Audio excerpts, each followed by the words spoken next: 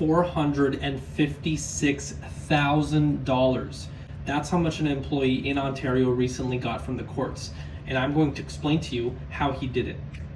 How's it going, guys? Andre Issa here, your friendly neighborhood employment lawyer. And today we're going to be talking about this case and how this employee managed to get almost $500,000 awarded from the courts.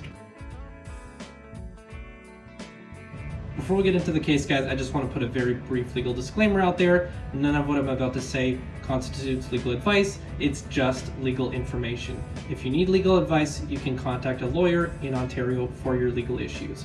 Okay, so with that out of the way, guys, let's jump right into it.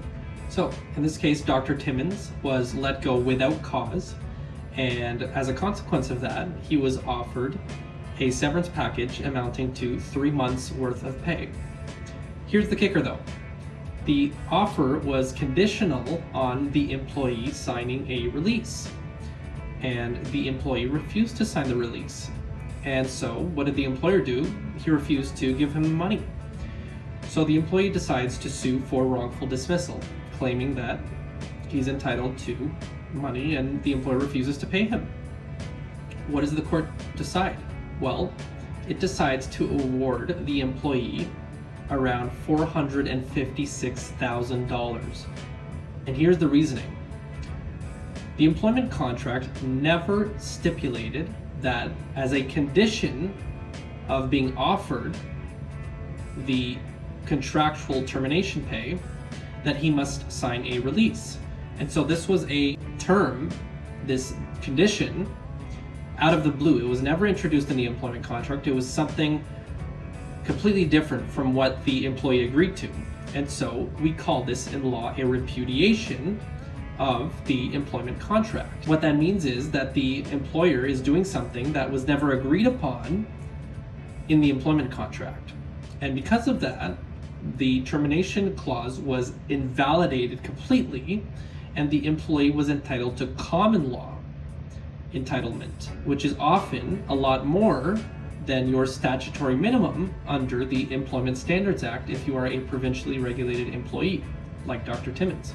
So, based on numerous factors like his age, his length of service, the type of work that he does, the court ended up awarding him almost $500,000. So, what's the key takeaway for employees here in Ontario? Well, the key takeaway is that before signing a severance package, contact an employment lawyer, especially if that offer is conditional on you signing a release. As this case suggests, that condition may be illegal, especially if there's no express term in your employment contract that requires you to sign a release in order to get your dismissal pay. And not only that, the court went further than that and noted that even if there was a term in the agreement that stipulated as such, the release in this case that the employer was seeking from the employee was so broad in scope that it went above and beyond what is normally expected of a release. And so that's something to note as well. Even if there is such language in your employment contract, that doesn't necessarily make it legal. The only way you'll know for certain whether the terms in your employment contract are legal or not is if you contact an employment lawyer who understands the case law and reviews it, compares it to the facts of your case, and lets you know if you've been wrongfully dismissed, and if so, how much money are you legally entitled to? Because as this case notes, you could potentially be leaving a lot of money on the table. The employee in this case ended up being offered nothing, right?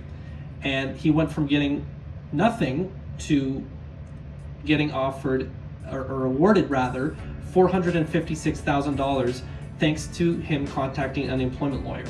So employment lawyers can be very powerful. They can be very dangerous for employers and corporations because we understand the law, we understand the rights of employees in Ontario. Ontario is a very employee-friendly province, and it's important to leverage that and to take advantage of that, especially if you've been dismissed. So if you have any issues at your workplace, if you've been dismissed, if you've received a conditional offer, before signing anything, contact a lawyer in Ontario first. We can review the facts of your case to let you know if you've been wrongfully dismissed, and if so, how much money are you legally entitled to. This has been Andre Issa, your friendly neighborhood employment lawyer. Until next time, guys.